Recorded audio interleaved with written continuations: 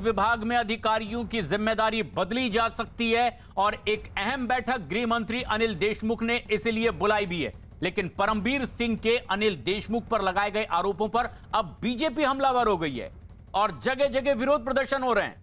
100 करोड़ रुपए की वसूली की बात सामने आने के बाद बीजेपी ने विरोध जताने के लिए सड़क पर मोर्चा खोल दिया है और ये 3 तस्वीरें अलग अलग जगहों पर अलग अलग तरह से विरोध प्रदर्शन। मुंबई में नीरज हमारे सहयोगी जो दिल्ली में मौजूद है, क्या ताजा अपडेट नीरज आपके पास?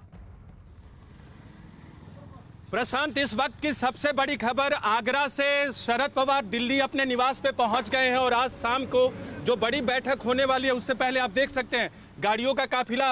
अभी चंद सेकंड पहले शरद पवार अपनी गाड़ी से उतर के अपने घर के अंदर प्रवेश किया है। तो अब जो बड़ी बैठक होने वाली है उससे पहले राजनीतिक हलचल यहाँ तेज हो जाएगी। शरद पवार के निवास स्थल 6 जनपथ के बाहर महाराष्ट्र से जुड़ा एक बड़ा फैसला 6 जनपथ पे होगा शरद पवार के आवाज पे। और अब आप देख सकते हैं शरद पवार को अपने कैमरे पर, शरद पवार अपने लोगों से बातचीत करते हुए।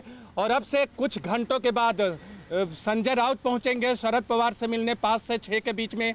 7 बजे जयंत पाटिल और अजीत पवार पहुंचेंगे मिलने।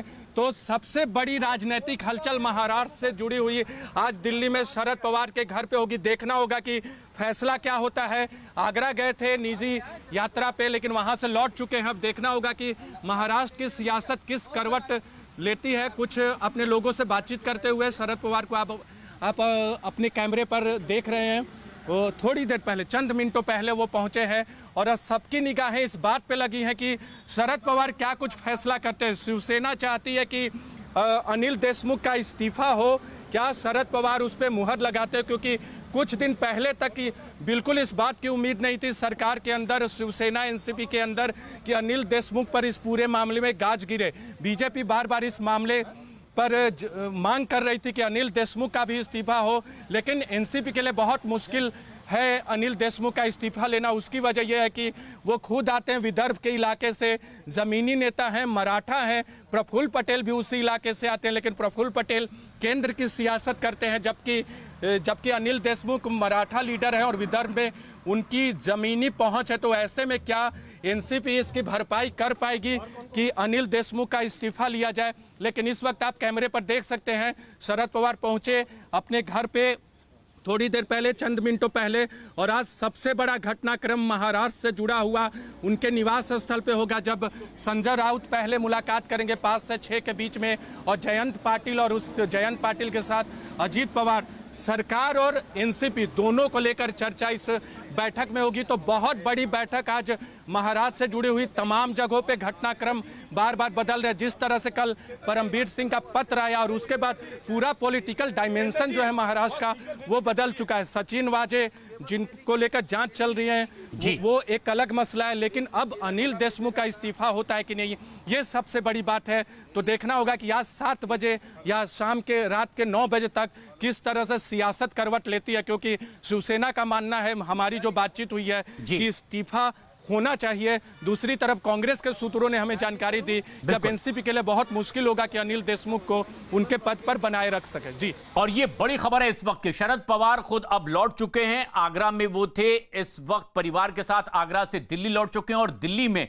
जयंत पाटिल और अजीत पवार भी होंगे उस बैठक में शाम 7 बजे के आसपास। लेकिन क्या अब अनिल देशमुख का इस्तीफा होगा और महाराष्ट्र में कोई नया गृह मंत्री बनाया जाएगा?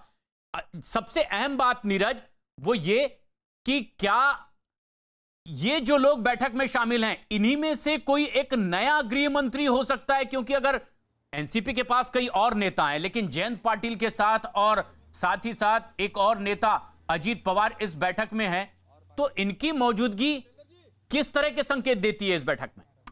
और मैं 15 मिनट के बाद या 20 मिनट के बाद आप लोगों को अंदर बुलाऊंगा। अरे साहब सबसे बात करेंगे। ठीक है, ऑन रिकॉर्ड। नीरज, क्या ताजा अपडेट? प्रशांत, इस वक्त की बड़ी खबर, 15 मिनट बाद शरद पवार मीडिया से मुखातिब होंगे। इस वक्त की सबसे बड़ी खबर, शरद पवार एनसीपी के अध्यक्ष महाराष्ट्र मसले पर मीडिया से मुखातिब होंगे। शाम की बैठक से पहले ये जानकारी उनके निवास स्थल से हमें दी गई अब से थोड़ी देर पहले। तो घटनाक्रम जो अब से 15 मिनट बाद देखना होगा कि शरद पवार जब मीडिया के सामने पहुंचेंगे तो क्या जानकारी देते हैं मीडिया को। क्या जो बार बार ये कहा जा रहा है, जो सूत्रों से भी खबरें हैं कि अनिल देशमुख का इस्तीफा हो सकता है, क्या उसे लेकर कोई सफाई पेश करते हैं, या फिर बैठक से पहले, शाम को होने वाली बैठक से पहले क्या कुछ मीडिया को एक संदेश देना चाहते हैं महाराष्ट्र सरकार को लेकर। लेकिन उससे पहले एक बार फिर आपको तस्वीरें दिखा दूं। हलचल यहां बढ़ गई है। शाम को मिनिस्टर पहुंचेंगे, लेकिन यहां राजनीतिक हलचल जो है शरद पवार के आने के बाद बढ़ गई है।